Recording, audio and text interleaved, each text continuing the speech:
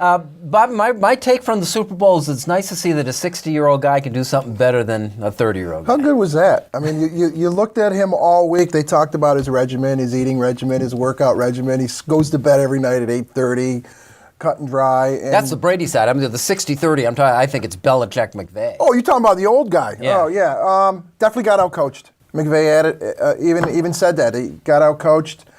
They played harder, they played better prepared, and I thought Goff looked like a true rookie in that game. He made a Goff-ful. Yeah. Is what he looked. It comes in with that. True rookie. Goff-ful. Yeah, he got outcoached. You know, the takes on it are they go too much to an extreme. I don't think Sean McVay is some bust all of a sudden. 2 years, he's got a team in the Super Bowl. But can we hold off on the reinventing football part of it? It was as if no one had ever done what Sean McVay did. Look, he did a lot with Jared Goff, and I think we've seen the flaws in Goff, that he appears to be sort of a system guy. He's still young. He'll be good. McVay's 33. He's got plenty of chances to come back, but he certainly got out-coached in that game. And there's one thing about getting out-coached and not seeing something when it hits you. It's adjustments. And the whole game, I'm sitting there going, when is something different going to happen? When are they going to go no huddle, which is tough for them to do because he's so programmed as the quarterback. So I thought that was the case. I thought the New England offense was pretty pedestrian most of the game. I know they made those plays to Edelman. Kind, I think. Yeah, and Gronk made the biggest play of the game. He made a more impactful play than any play that Edelman made in the game, as effective as Edelman was. And the Patriots did just enough. I give their defense credit. I give Wade Phillips credit.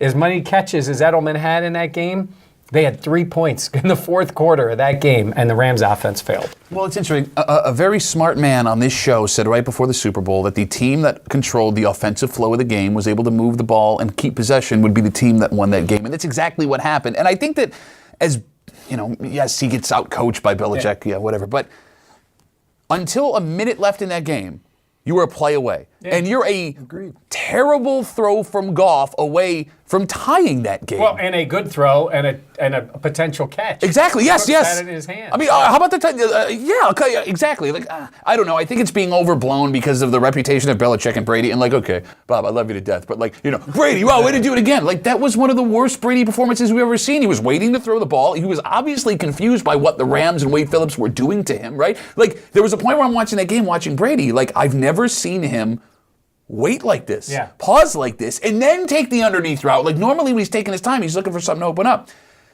I was very impressed by the way that the Rams defense was able to control New England, and maybe, just maybe, there is a blueprint now to make Brady have to take his time and figure something out. That's my only hope I'm taking away from this game. Last thing, which of those two is most likely to get back? Definitely New England. I think it's because of the coaching. They're prepared for every team they play.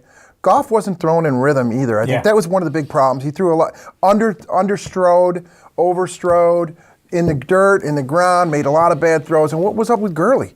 I mean, he's the best player in the league, a dynamic guy. You give him the ball 20, 25 times a game, he never touched it.